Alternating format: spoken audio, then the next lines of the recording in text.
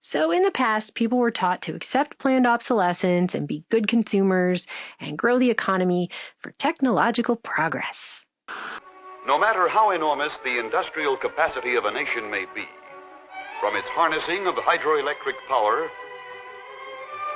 its steel production, its number of machine tools, the size of its labor forces, on into the skill of its scientific research, only if the greatest part of this industrial output is in consumer goods designed for, priced for, and made available to all the people of every community does it contribute anything to a higher standard of living.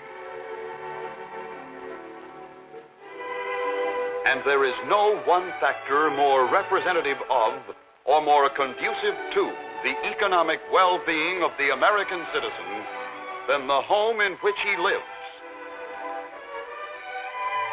If everybody's raising living standards to the point where everybody's got a car and everybody's got air conditioning and everybody's got a big house, well, the planet will boil over. Today, we're living in a world where we're being told significant behavioral changes must once again happen in regard to the things we eat, the things we buy, our travel, how we spend our time, coming from all over the corporate, political, and NGO world.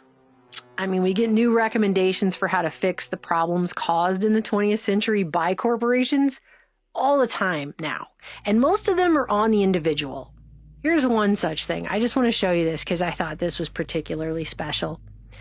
This is called C40, which describes itself as a climate leadership group of 96 cities around the world, representing 1/12 of the world's population and 1/4 of the global economy, and describes itself as a global network of mayors of the world's leading cities that are united in action to confront the climate crisis.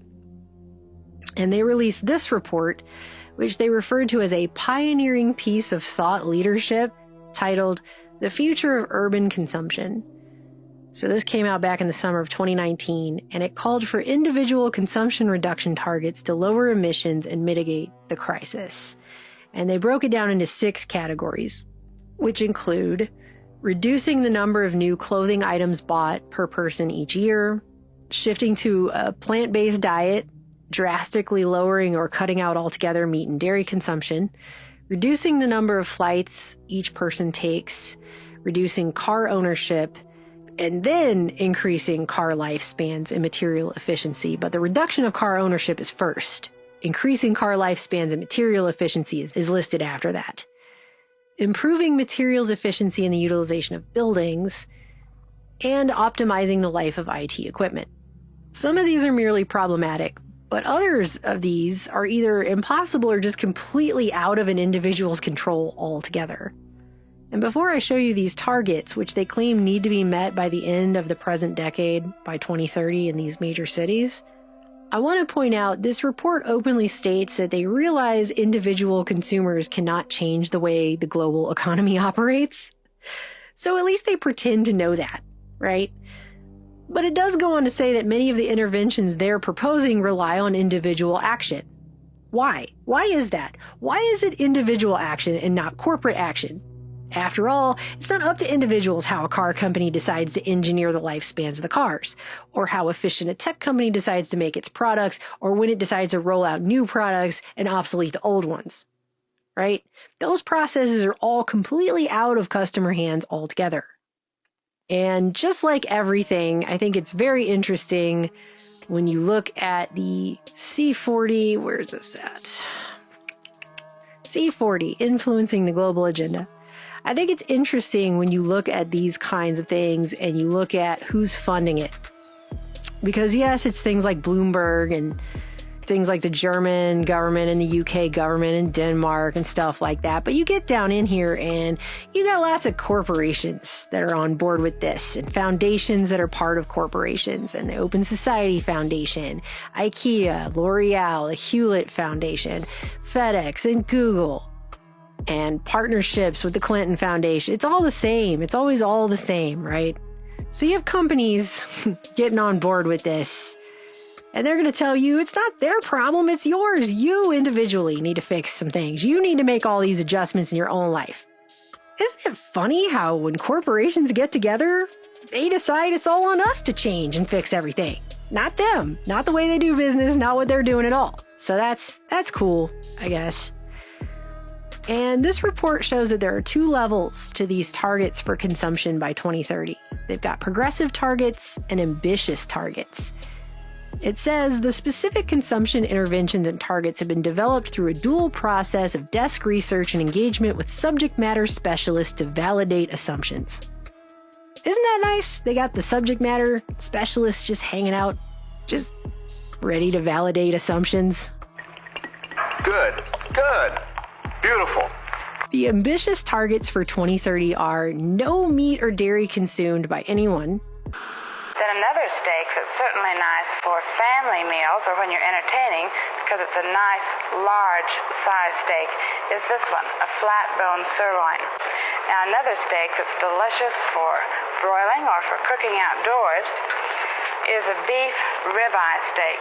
Now for economy, you might like to try a blade chuck steak. Earlier this year, the United Nations held a global conference on the benefits of eating insects, even suggesting it might be a good solution to world hunger. Here's a booklet entitled How to Buy Beef Steaks. I don't know why the United States doesn't eat insects when they're actually very healthy for you. Only 3 new clothing items per person per year. Down through the ages, women have paid meticulous attention to the matter of dressing. 1 short-haul return flight every 3 years per person. Jet speeds will help to accomplish one of man's long-sought goals, an easy interchange of peoples throughout the world. Transoceanic flights now become short hops, 6.5 magic hours to Europe. And nobody owns a personal vehicle at all. Even just the progressive target on cars would have less than 20% of the population owning a personal vehicle. Let me get that down. Which I live in Texas, and I just think is so weird, okay? Because Austin, Texas is one of these C40 cities that's on this list. And I'm telling you, the public transportation in Austin is like a weird afterthought they just slapped in at some point because they had to.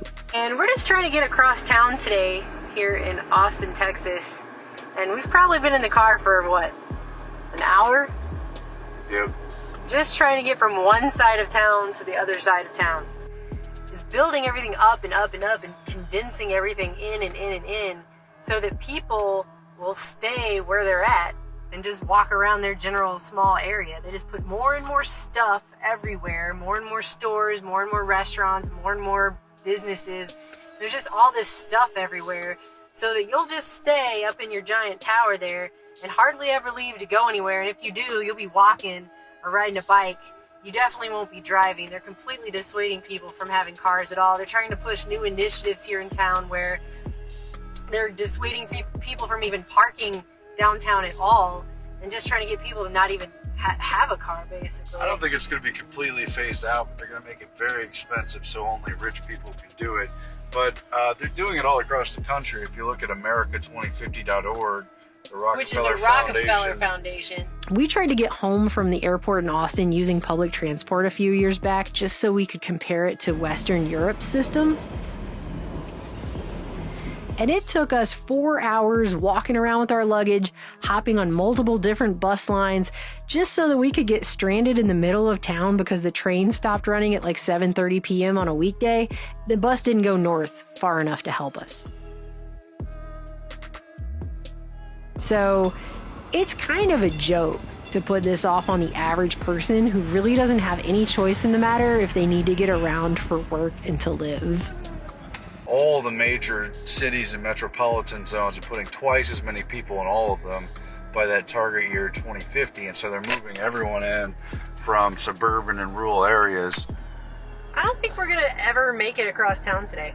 I don't even know why we tried to go anywhere. And that's the whole point. I don't think they want anybody to really go anywhere. But they are. To the point that it looks like the same graphic design artists who came up with the XR color scheme and design schema have come up with what is being called the Take the Jump Pledge, where they're trying to get people to pledge to do the things that were listed here. And they even promoted it in the mainstream media as well. as 6 promises you can make to help reduce carbon emissions. So you can take 1 short haul flight every 3 years per person, right? But these same people who represent these different foundations and corporations that are funding the C40 cities, they're going to take 1 private jet flight every year to WEF so they can lecture us all about what we need to do to fix the environment.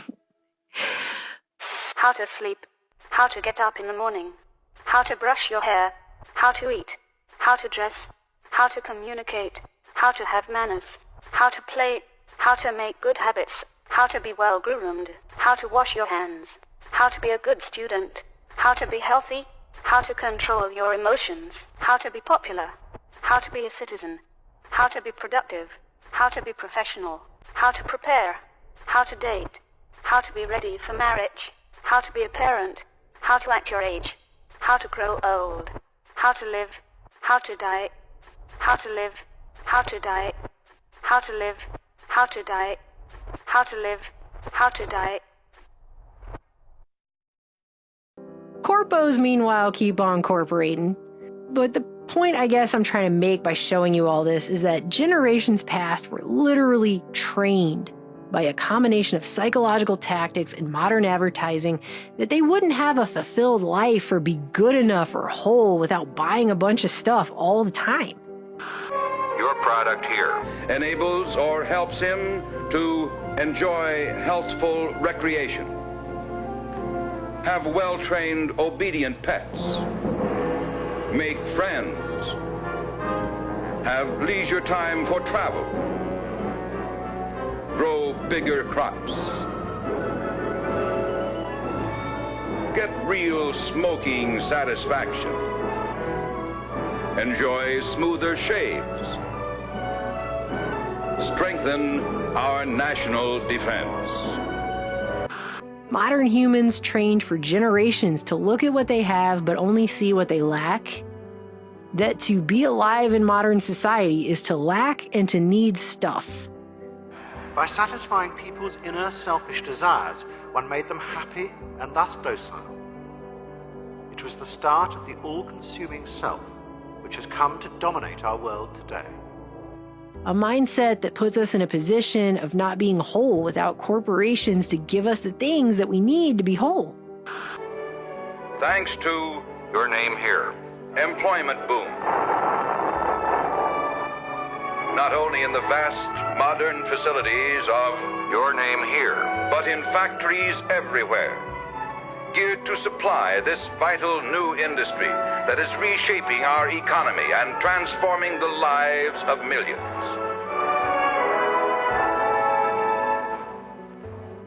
People did as they were told. So many that we're now living in the actual fallout of that. With new, Your product here. available to all, man is working modern miracles, breaking the boundaries of time, nearing the conquest of space itself. In countless ways, directly and indirectly, Your product here. serves the nation and its citizens, plays a vital role in helping every American to achieve a better way of life. Where fulfillment was once driven into physical consumption, now companies are driving into digital consumption, but it's not much different. Today, the same system that baked obsolescence into our lives back then is telling us that we are now going obsolete. There's too many of us, we're a drag on resources. At the same moment they claim to be cracking the code to immortality, they're saying the average person should only live to the age of 75, while we have billionaires openly bragging that they'll be living more than twice as long. Like Sean Parker over here. But here's what Parker said, quote, "Because I'm a billionaire, I'm going to have access to better health care, so I'm going to be like 160, and I'm going to be part of this, like, class of immortal overlords."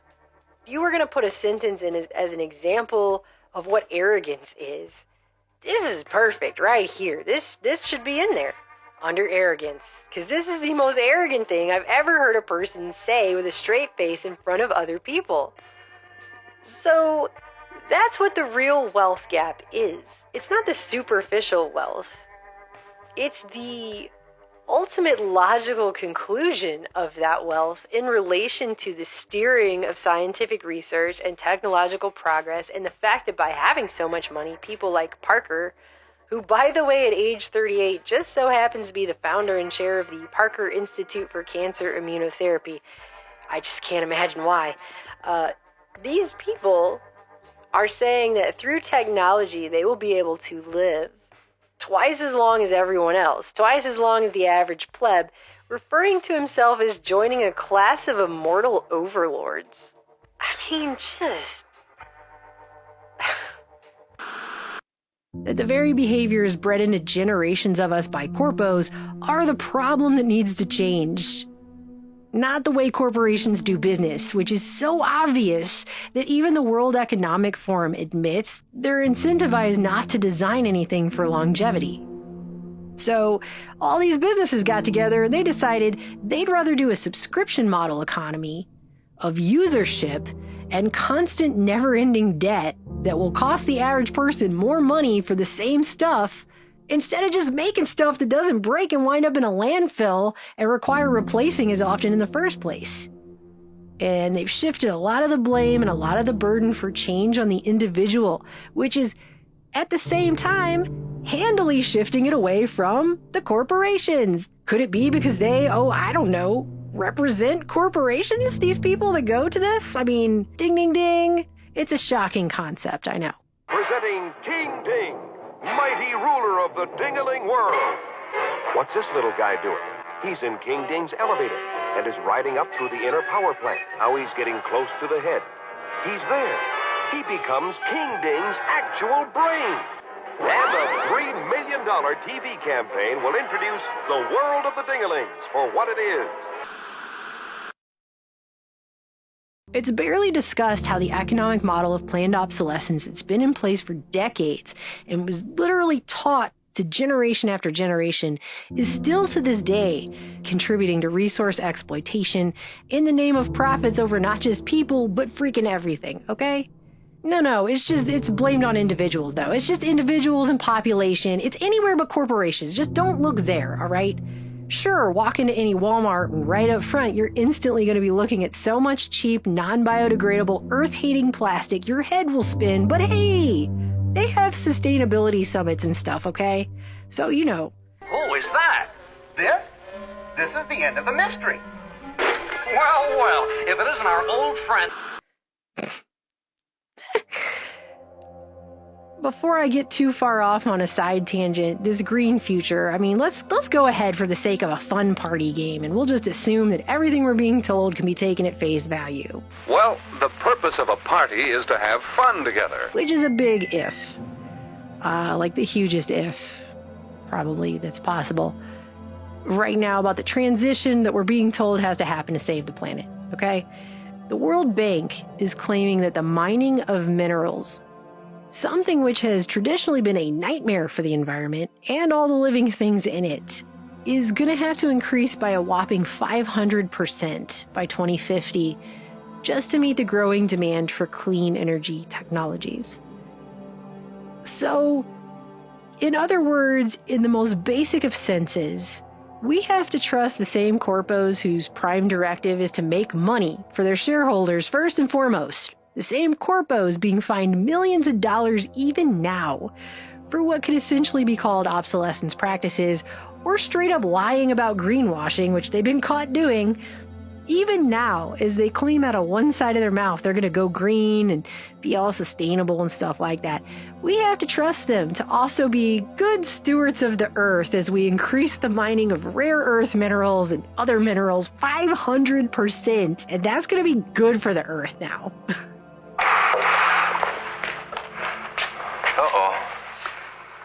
Well, you did it again. I mean, I'm sorry, but isn't that kind of schizo just on its face? Baby oil, for example. It is so pure and mild that during the infant period, it is often used instead of water for his bath. Who would think that from this crude oil, pure baby oil is refined? Why do I even have to ask that? Why do I even have to say that? It just sounds stupid coming out of my mouth. And while people are kept busy fighting amongst themselves, the people going to these WEF meetings, they might personally hate each other's guts for all I know, but they're all organizing together just fine, just coming together for their agenda, and they're not having a problem with that. And if anything proves that, it is how coordinated the last 3 years and the resultant wealth transfer to the top appeared to be.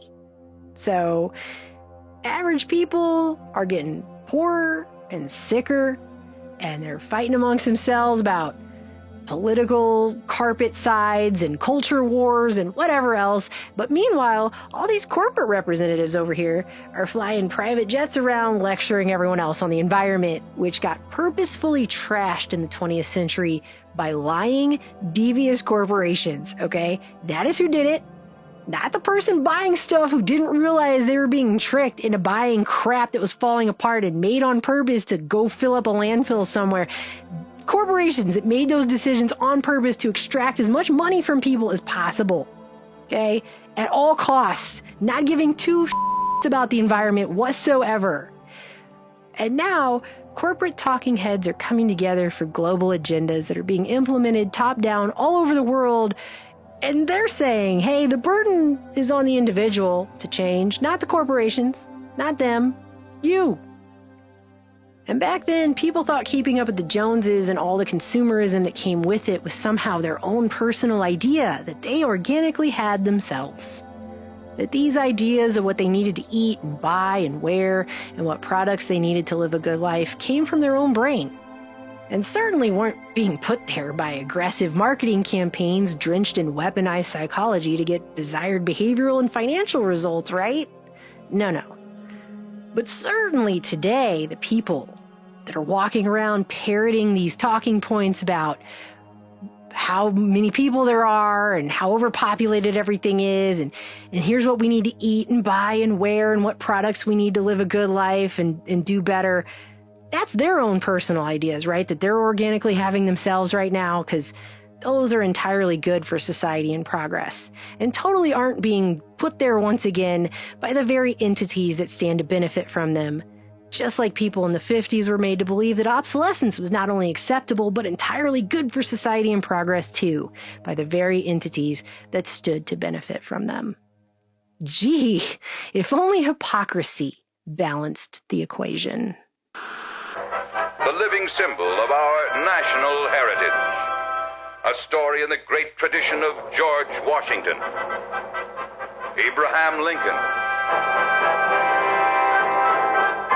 Franklin D. Roosevelt, and the other heroic figures who, like your company president here, dedicated their lives to humanity, and whose contributions to the betterment of mankind will never be forgotten.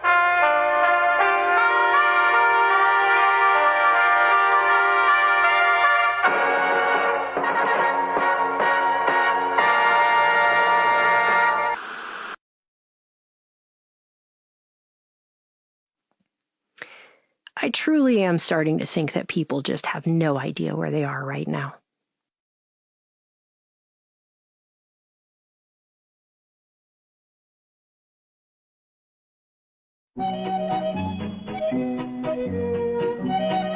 And now, a letter to the New World Order. For the record, this video is the second half of the point I began making in the last video. From planned obsolescence to the plan to own nothing. Living in the 21st century at the pace we find ourselves flying around in, it's kind of hard to remove ourselves from our time and place our minds into the space of our predecessors.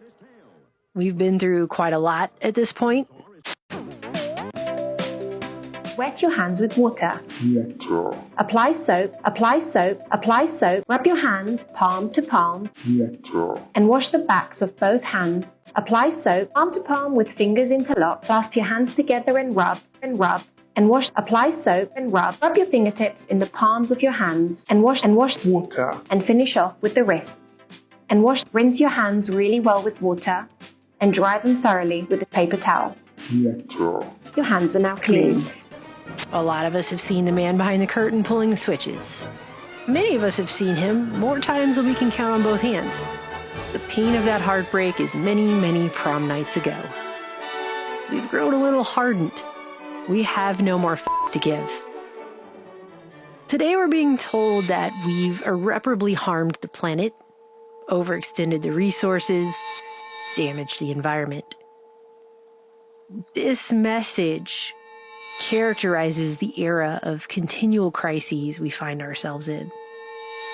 What we aren't being told, however, is that many of the very behaviors that are claimed to be so harmful for the planet now are some of the very same that corporations worked ever so carefully in the 20th century post-war period to manipulate everybody into and to inculcate into everyone in the first place. So back once again down memory lane to the 20th century we go. Because context matters. How we got here matters. This is not happening in a vacuum. In the last video, I took a cursory glance at planned obsolescence, an economic model that modern humanity has been living with for over a century now in some form or another. At least that we know about. A lot of people are generally familiar with this idea, the idea that something is created with an artificially limited period of usefulness, of life, whether that be because it's designed to fail by a certain point in time, so it's given a death date, or it's designed to become unfashionable and thus gets discarded well before it ceases to actually physically function. If you can believe it or not, there was actually a time period where longevity was a point of sale for businesses. There were companies that actually did try to make the best products possible. Ones that lasted the longest and did what they were supposed to do. I know to many of you in 2023, this is a shocker. This is it's crazy that I'm saying that. Other crazy old-fashioned ideas are things like we used to hold on to stuff, like rugs and clothes and dishes, and we would hand those down to our children and our grandchildren as heirlooms from one generation to another. Advertisers would actually stress durability as a major feature of products. Lifetime guarantees were selling points. That was a thing. Obsolescence was not always a blatant part of the engineering and manufacturing process. But sometime after World War II, a time characterized by advertising volume increasing more rapidly than gross national product, the stance on obsolescence appears to have changed, and drastically. There's an obvious shift, and with that shift, a corporate re-education program of sorts that seems to have taken place in the population, which gained considerable traction, especially throughout the 50s and into the 60s.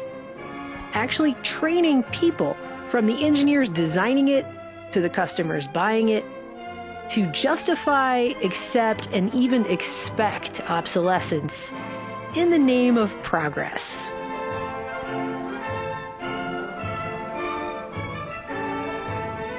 So I want to go further into the specifics on how this was done.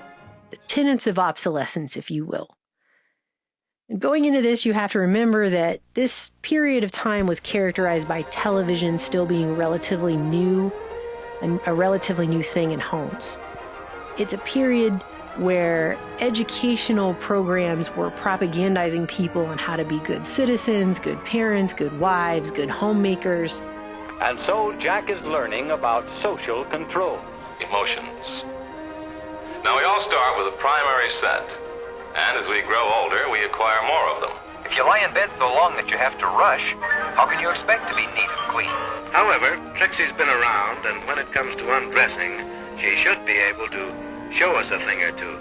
This is a story about what to do on a date. Here's something else for your appearance. Eat a hearty, balanced breakfast. Inundating people with images about what a good home looked like and what that home needed to have in order to be considered a good home. Families in most cases depend upon a paycheck for the necessities of life. Which was lots and lots and lots of new stuff and all the time. Careful there. Well, how do you like that? Bouncing tumblers. Staged in dramatic or humorous fashion, scenes like this introduce new products of all kinds to the public and strongly influence purchasing trends. So let's take a look once again at Vance Packer's 1960 book, The Wastemakers. Number 1. First and foremost, everyone needs to buy twice as much stuff. To end a glut in production, instead of just producing less because people didn't actually need it, corporations began promoting the idea of turning people into gluttons in the name of modern living. Packard writes, as the marketing experts groped for ways to keep sales soaring in the face of mounting saturation, one of the first thoughts that struck them was that each consumer should be induced to buy more of each product than he had been buying. This continued to the point that corporations started literally promoting the idea that people should buy 2 of everything, where 1 was previously all that was actually needed. Double fresh, double smooth. For example, you had the president of Servell Inc. making the claim that the American standard of living called for owning 2 refrigerators. Look at that. Isn't it beautiful? The American Home Laundry Manufacturers Association was calling for people to own 2 washers and 2 dryers in one house. The size or design, each imperial, such as these coal pantries and ranges, merges into its individual setting with the eloquent beauty of rare jewels. It got to the point where the big 3 in Detroit were spreading the message that every home needed 2 cars, referring to what they deemed one-car captivity, the essence of which was that peasants who only own 1 car are chained to the land like serfs in the Middle Ages, and the only way to liberation was to buy a second vehicle.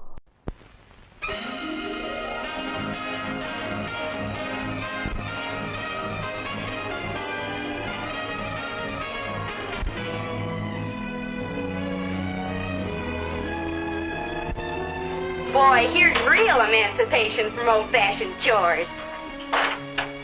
Well, that's the kind of emancipation any woman can understand. Well, what do you think of our complete home laundry? Great for you, but what about the rest of us peasants? We don't got it. We don't happen to have anything like this at home. And this just continued. What started with a 2 chickens in every pot mentality in the 1920s progressed to a post-war era where home builders were pushing the second home family, and that every family needed 2 homes to be truly fulfilled. We've looked at a couple of older houses, but that's no improvement. We've got an older house. But she's not in her private bedroom. She's renting a pod with a whole bunch of strangers.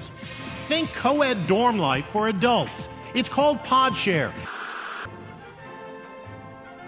This was quickly echoed by every other company who stood to financially benefit. You know, everyone from building material suppliers to appliance manufacturers to the companies that make carpets and drapes, all salivating together over the fact that they were going to get people to fill up 2 fully equipped kitchens now and buy 2 television sets and 2 sets of living room furniture for 2 different living rooms, etc., etc., etc. If only there was some way of really selling George on the idea. The 5th freedom, maybe. Freedom from unnecessary drudgery. Number 2, a disposable life. The first trend of getting people to buy more stuff than they needed handily led to the second trend of people throwing away more stuff and sooner. People were being taught to embrace this new concept of disposable living. Disposable everything.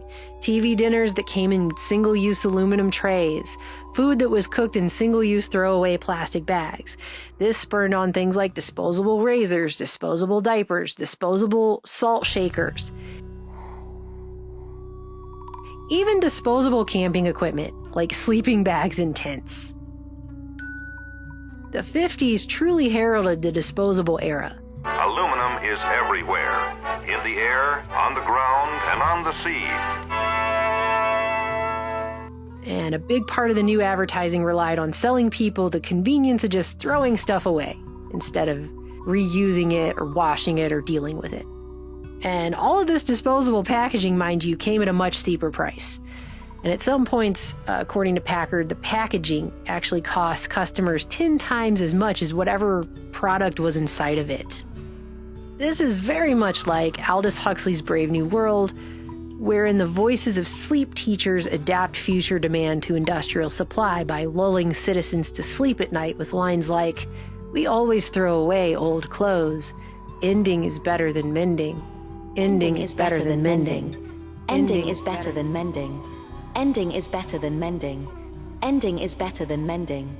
Ending is better than mending. Ending is better than mending. Ending is better than mending. Ending is better than mending. Ending is better than mending.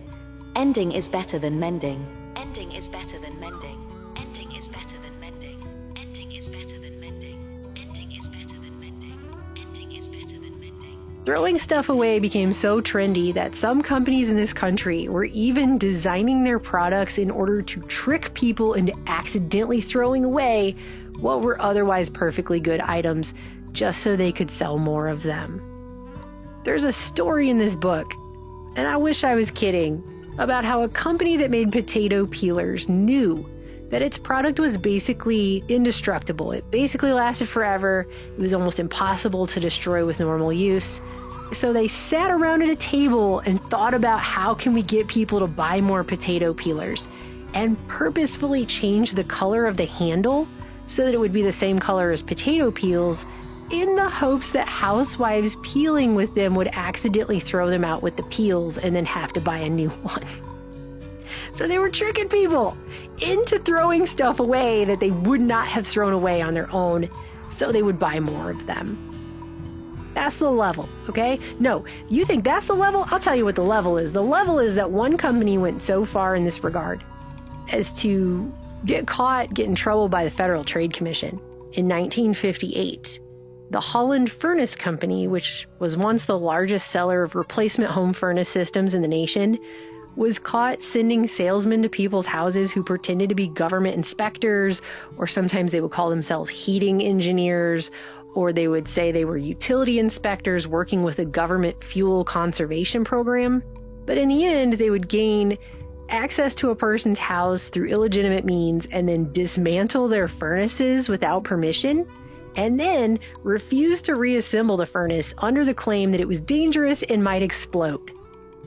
And they were going around doing this all over the place. And the FTC found that a lot of these furnaces were actually fine. Or if something was wrong with it, whatever it was easily repairable. And they didn't really need to be replaced. But the Holland Furnace Company got a lot of furnace owners to discard what were otherwise perfectly good furnace systems under the belief that they were dangerous and might blow up. That's the level. So they got people to throw away whole furnace systems so they could replace them with new ones.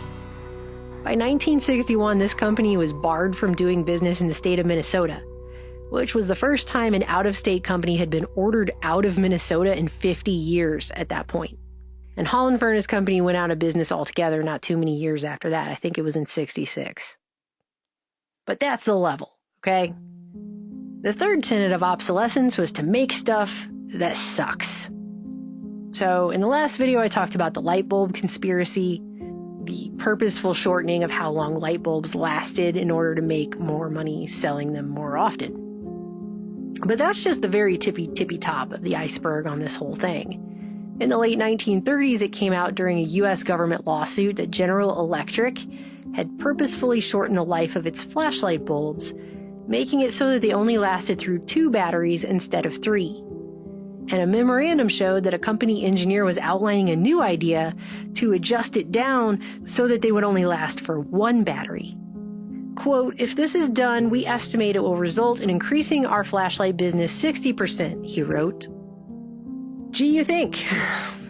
In 1957, Home Furnishings Daily Journal reported that companies were watering down their products in all sorts of ways, from using cheaper materials outright, like thinner plastics, to just straight up reducing product sizes and not really widely letting people know that that's what was being done.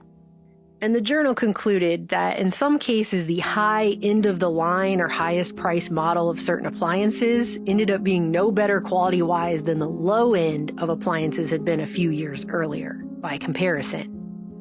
Some of these products, Packard notes, could have actually been made better at little to no expense to the company at all. So to upgrade the products to make them last longer would have cost nothing. But they simply just didn't want to, because then people wouldn't buy as much. Some corporations did get caught designing purposefully crappy products, while others just openly and even proudly admitted that that's exactly what they were doing. An engineer at a prominent portable radio manufacturer defended his company's decision to design a radio that would not last more than 3 years. Instead of the 10 years, he admitted they could have built a radio to last for. And it was explained that this was good because, according to this engineer, they needed more frequent repeat sales to get more cash more often in order for the company to develop better radios. So the customer paying 3 times as much as they would have, buying more radios than they would have, something referred to in here as force-feeding the consumer, which just sounds gross, was good because it contributed to progress. Although, it was really never made clear how any of that actually worked, considering the progress seemed to just be getting people to buy 3 times more radios at 3 times the cost. Not sure where the progress part actually was in terms of the radio itself. And when it was admitted to in this time period, obsolescence was touted as a contribution to society that was making everything better. In 1956, Electrical Manufacturing stated, "The hard logic of our national economy would support the need for a broad policy of planned obsolescence in order to take the maximum advantage of our potential for productivity and technological progress." Basically advertising the purposeful design of products for a, quote, reasonably short lifespan. Retailing Daily asserted, "It is not only our privilege to obsolete the minimum home and many home furnishings, it is our obligation. We are obligated to work on obsolescence as our contribution to a healthy, growing society." Who is this on the ground? Why, it's... Extortion consumerism. He's a master at disguises and wanted in 7 states. That explains a lot. Which on its face is like making a semantics argument that the growth of debt, the growth of landfills, and the growth of cancerous tumors are all somehow healthy. Well, it's growing, right? It's growing, so that must be good.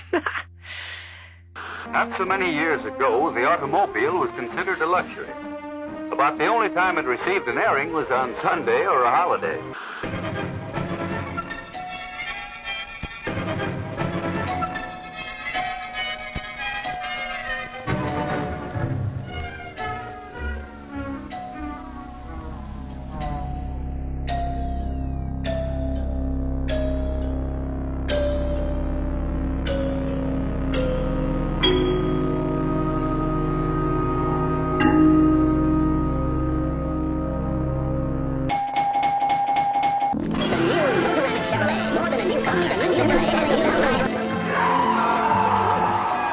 And real quick, I just want to talk for a couple minutes on cars again, because what was done with cars in this time period was particularly insane, especially in terms of resources and the environment. And cars have a very special place in the post-war period of planned obsolescence, as virtually everything about cars began to get worse in the 1950s, and by purposeful design. The number of cars on our city streets offers proof that for millions of people, automotive transportation is almost as much a necessity as a house. And Packard, in his book, devotes multiple chapters to this, just to cars, because of how crazy it was. Again, that could be its own hour just talking about what they did here, but I'm just going to try and sum a few things up so you get the idea. Advertising journal Tide reported that gas mileage dropped from 20 miles a gallon to 15 miles a gallon in the first 8 years of the 50s. Popular Science concluded that gas mileage had sagged down 14% below the 20-year average by 1958. The average motorist was buying 100 more gallons of gas per year.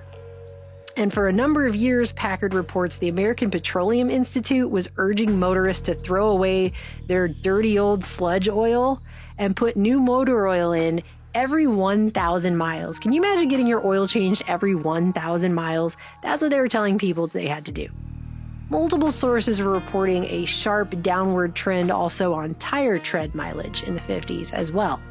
And the Wall Street Journal reported in 1959 that not only were tires wearing out faster these days, inexplicably, but, quote, auto companies maintain a stony silence when questioned about complaints of declining tire mileage. And it wasn't just parts of the car that they were trying to sell more of and replacements for that didn't need it and things wearing out faster, but they were actually designing the cars themselves to age faster in general, like the body of the car. What's new? Everything. New show car styling. They were adding a lot more things made out of chrome that would rust.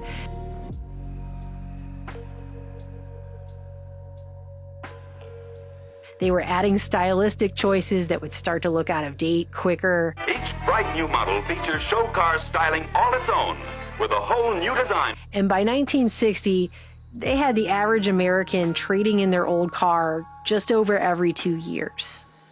A Consumer Bulletin concluded, there seems to be no doubt that bodies of present-day cars would be made to last much longer than they do now, but manufacturers are fully aware that if they make their cars too durable, future sales will suffer. Hip to this game coming out of Detroit, foreign car makers started promoting their cars by saying they don't change the car's style, just make it work better. A Volkswagen is never changed to make it look different, only to make it work better. Economists were also scaring Americans that if they bought the cheaper foreign compact cars instead of these massive boats coming out of Detroit in the 50s, the nation's roads might suffer, because better gas mileage would mean less overall revenues on taxes. And they were also expressing concern for the steel industry. If compact cars took over, they took half a ton less steel to build per car, and it might hurt the steel industry. This is the way they were doing it. The average American remained vaguely discontent. There was something missing. John? Yes, Mary? John, what's happening to us? I think we both know, Mary. It's just that we seem to be drifting apart. I've tried. Oh, I don't blame you, John. It's just that... It's not your fault either, of course. It's just that we don't have... Exactly. There's this awful gap in our lives. It's just that... With all our technology and industrial know-how, we still don't have the one thing that could give us a better way of life. They say it can't be done, that it's just an impossible dream. But in the laboratories of Your Name Here, dedicated scientists faced the challenge. The fourth tenet of obsolescence is making stuff that seems like it sucks. So surely you've heard the idiom keeping up with the Joneses. Well, by 1956, Forbes was reporting this kind of rivalry would be exploited. Obviously, psychologically, there's no other way to do that. Oh, no, I couldn't. I'd have to make things easy for them. It might do him a world of good to be left all alone with Jimmy for 2 or 3 days. In your kitchen. In your kitchen.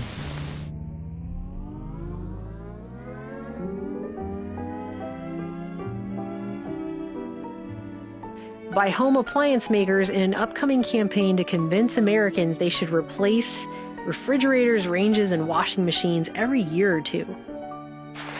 By the way, did you know that this kitchen won an award from the Woman's Home Companion? Huh? And Frigidaire, which at the time was a division of General Motors, just by the way, openly announced its new sales campaign with the slogan, Planned Product Obsolescence. New fashion products which are bound to make old-fashioned everything that has gone before. Styling exciting to behold. A spine-tingling new concept. So this was even in the paper. The head of Frigidaire and a General Motors vice president out of Dayton, Ohio, confirmed, "We have committed ourselves to a program of planned product obsolescence." Translation: the company intends to introduce new styles and features every year to make owners of even late-model appliances dissatisfied with what they have and eager to buy the newest ones available.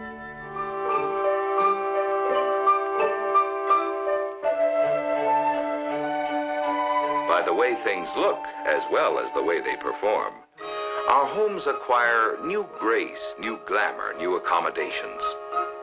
expressing not only the American love of beauty, but also the basic freedom of the American people, which is the freedom of individual choice. So the plan was to once again make housewives feel like crap and think their kitchen sucked after just a year or two, and that they needed all new appliances, all new stuff.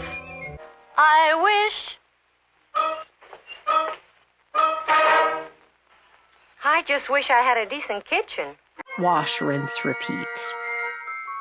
And other companies jumped in on this trend of making people conscious of their stuff looking old or being old in style, so they'd want new stuff. And people were. A lot of this obsolescence was psychological. Women want and demand kitchen products radiantly alive with color. In the form of companies weaponizing style to destroy the desirability and thus the value of something by creating an obsolescence of the mind, Packard refers to. In other places, it's referred to as psychological obsolescence. In Bernaysian-like fashion, they worked really hard to make last year's style seem really uncool on purpose, so you'd want to buy the new thing. But I'm sure they're talking about a favorite subject, fashions, and the newest creations they are wearing from right here in California. Our designers have developed a sophisticated flavor to this black and white check pinafore. The neckline and the back treatment are appealing and fashionable. The bouffant puff sleeves are lined to retain their shape. And look at the pattern of racing colors in this shaggy dog cotton twill clam digger. Ruffles are a sure sign of this summer's fashion. They're everywhere. I mean, if you've ever wondered why each successive decade of the 20th century has a very distinct look, yeah, pretty sure this is a massive part of it. Market researcher Louis Cheskin is quoted in here as saying, "Most design changes are made not for improving the product, either aesthetically or functionally, but for making it obsolete." Leading dress designers think the bigger, the bolder, the wilder the print, the more artistic the dress. Or is it just another fashion fad? This is not just the fashion industry, either, but all industries trying to emulate the fashion industry doing this. Everything was about being judged on appearances, too. This is an ad I just randomly came across for Suits in a 1954 newspaper, and it says, "Your station in life is judged not only by your home, but also by your appearance." Judy, is it about time you got dressed, dear? I'm dressed. Well, that's a matter of opinion. Go put on a dress before they get here. Ask for him? Okay. Just in case the denizens of the 50s weren't entirely sure, it was spelled out for them right in the ad, okay? And people not only really believe this corpo creation, linking self-esteem to products, but they still do even today. People still believe this. People are paying $300 for these weird-ass Yeezy shoes that look like Crocs on crack. I mean, somebody I assume is. I don't know. I mean, Kanye was selling a $120 plain white t-shirt, too. And that sold out. People were like, I'm going to get me a $120 white t-shirt. Anyway, I guess that's really cool. I don't know. A new neighbor. He looks promising. Nice car. But here's where her good neighbor policy ends. Poor guy. So people are still believing this, though. That's the point. I got judged. I got judged a few weeks ago by an elderly real estate agent on the fact that I have a ripped up couch in my living room that a cat destroyed a couple years ago that I haven't replaced because it's still mostly functional. And I just don't have money to throw at things like furniture right now. The cost of which I feel at this point is incredibly inflated and ridiculous. So I started sewing patches on it. Guess how much I care. So the 50s was a time of there being only 3 television stations, and I would say a lot more trust in what was being shown on those stations then than now, but people still believe a lot of what they're told now, so. Your product here. Live in a more comfortable home. Take off ugly fat. keep romance from fading away. Your product here. But there are a lot of commercials from that time period that are just straight preying on people's fear and insecurity, and that was just a norm for selling things. The following demonstration shows how important this is to you. Coffee companies, for example, were making wives feel like their husbands would cheat on them with the secretary if the coffee didn't taste good enough. Your coffee, sir. Thanks, beautiful. You're welcome. How can such a pretty wife make such bad coffee? I heard that. Must have been such a nice vacation. Did you ever see Larry looking so happy? Oh, honey, happiness is a vacation. Away from your coffee. Oh, no. What's wrong? Oh, it's your coffee again. Well, it's your coffee. Oh, this coffee is criminal. Honey, you killed the petunias. Then you admit it. Your coffee really is murder. Want anything special for your birthday? Just a decent cup of coffee. You're kidding. I'm serious, honey. Your coffee's undrinkable. It's pretty harsh. Well, so's your coffee. You know, the girls down at the office make better coffee on their hot plates. Well, see you later. And he didn't even kiss me goodbye. Hey, great coffee. It's instant Folgers. Doesn't it taste good as Fresh Perked? Better. Better than those girls make at the office? Honey, their coffee can't hold a candle to yours. What does coffee have to do with not getting cheated on? I'm not really sure. But that's the way it was portrayed. Did it sell coffee? I bet it did. I found a Goodyear tire commercial that I want to play this for you. Hold on. This flat tire needs a man, but when there's no man around,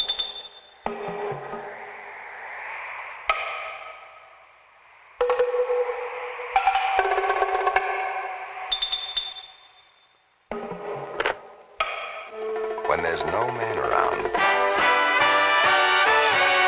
Goodyear should be. Why? Kind of makes it seem like if you're a woman and you get a flat tire and there's not a man around to help you, bad things might happen to you. I mean, they even call the freaking thing lifeguard. Like, the tire itself is protecting your life. Not necessarily from flat tires or a possible blowout and car crash or anything, but what might happen to you as a woman who gets a flat tire and has to, like, go out for help by yourself in high heels at night without a man around. And there are so many examples like this. I could probably go on all day with that, but you get the point. And she spends money. In any case, our consumer is a real person.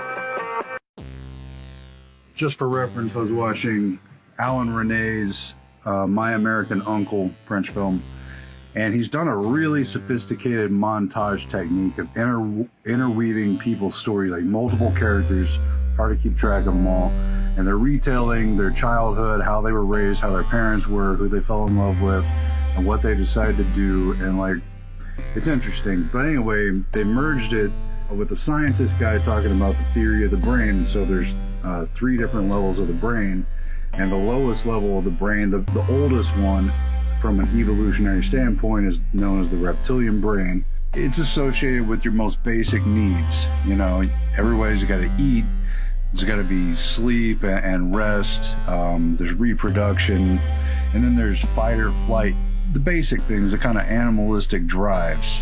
But there's an interplay, like we never quite leave behind the basic drives. We continue as humans, no matter how sophisticated, educated, conscious, developed we get, we still deal with hunger, sex, food, sleep, and those type of things on a daily basis, on a continuing basis. Anyway, it's kind of a long story, but the play between that is very interesting. But he says, in terms of consciousness and memory, what makes up a brain, what makes up an individual's human experience is others. It's their experience with others. The traumatic moments, yes, but also all the little subtle details of falling in love and filling your memory banks with the first time, you know, you had that magical kiss and that sort of thing. Alan Rene, as a director, I think is speaking to what cinema can do and that sort of thing. But meanwhile, we're dealing with television, consumer goods, post-war industries, And what they've really done is tied the most basic reptilian brain that Renee's character calls consumption. The consumption is all your basic needs. They've tied that to the higher levels of consciousness, the aspiration towards dreams and what-if scenarios and appreciation for the higher. And they've merged them so that whereas a dream might drive you, might drive your behavior, inspire you to do things to accomplish goals, they've tied them to the most basic needs, even though they're easily accomplished, so you can never have enough of the most basic needs. This episode is about Freud's American nephew, Edward Bernays. He showed American corporations for the first time how they could make people want things they didn't need by linking mass-produced goods to their unconscious desires. I wish I had a castle in the sky. They've caused people to feel like they never quite have enough and they always need more, and they've tied their dreams. You've got women in the 50s dancing around washing machines and in their finest dress in a dream state in that car with the person they might love driving on that hilltop. And sure, those are nice moments in reality when they happen. I wish my living room were all redone. New drapes, new rugs, oh, this is fun. You know, dancing around your washing machine. They settled the land. And they built great cities, monuments to their progress. Yet for all their vast achievements, something of their dreams still eluded them. But really, the dream represents something you can never quite fulfill. Even if you get that model, even if you get that washing machine, that car, that dress, even that man, this form of consumption tied to the dreams, exploited in advertising, makes people always feel like they have to have more. Consumption, a lacking sense of consumption, even when the basic needs are met. There's nothing inherently exciting about washing clothes. For about 6,000 years now, give or take a couple, we've faced the problem of covering our bodies with clothing. Even with the newest and most sophisticated, latest washing machine model. And yet,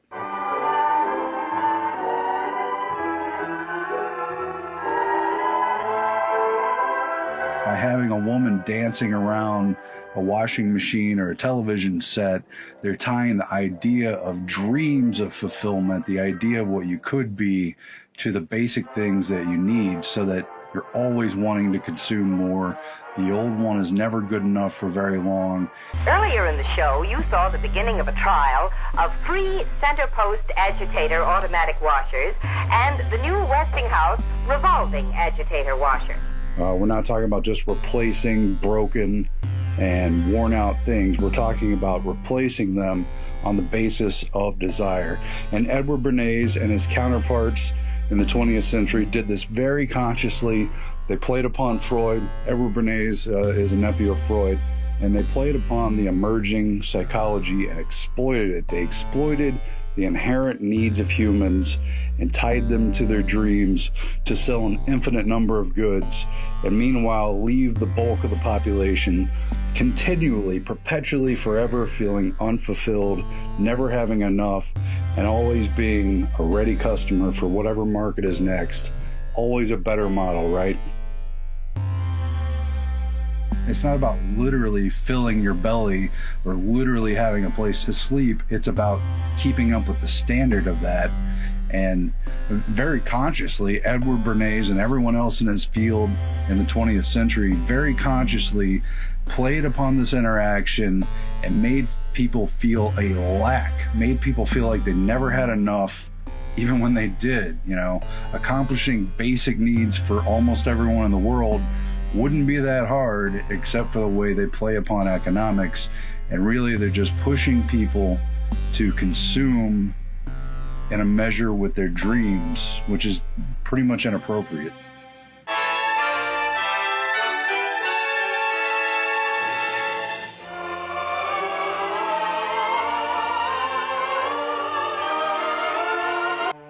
improved styling constantly adds to the ease and grace and gaiety of American living. The things we have in America are ever changing. The studios and workshops of our stylists pour forth a never-ending flow of service and of artistry. Now let's see if our mystery ghost diver is really Weaponizing style to make things suck so you'll buy more. Well, they sure had everything figured out. It's one thing for engineers and corporations to give products death dates, to purposefully time things to last for only a short time, to break, to need more frequent maintenance and replacement. You bastards. But it's a whole other level for the advertisers to manipulate the consumers into getting their own brains to lie to them, to make them no longer satisfied by the physical thing, even though it's still perfectly good, because their desires and their dreams and really their underlying need to recreate some primordial moment of fulfillment on any type of need, any level, any type of consumer good. They're getting people's brains to tell them to no longer be satisfied or fulfilled by things that are perfectly good physically, so that when the next style comes around, they will, only semi-consciously, mostly subconsciously, they will want to buy it. Ladies and gentlemen, this commercial is going to use subliminal advertising. And in some cases, they'll do whatever it takes at almost any cost to get the next best sneakers or get the thing that will please their wife and maybe patch up a bad marriage. If Bob truly loved me, he'd give me gas for Christmas.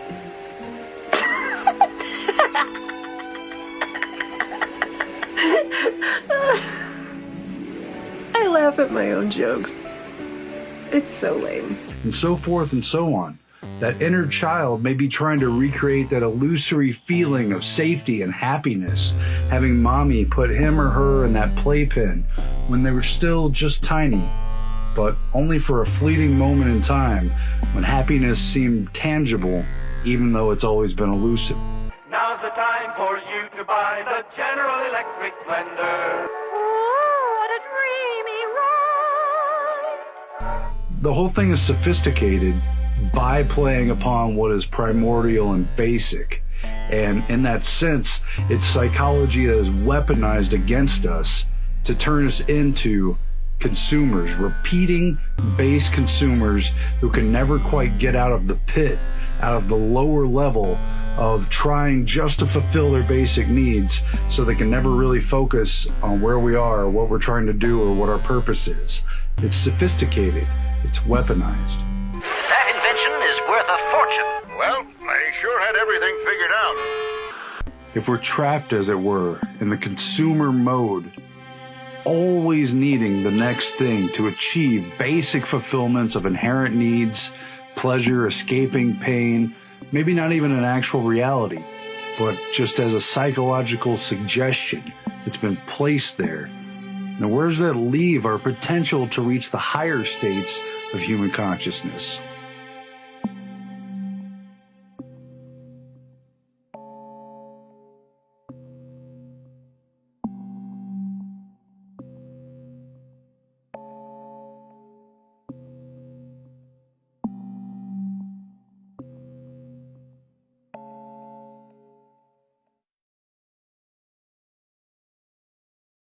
It's really easy for people today to look at this and look back at that time and say, wow, what a bunch of schmucks who were totally being manipulated.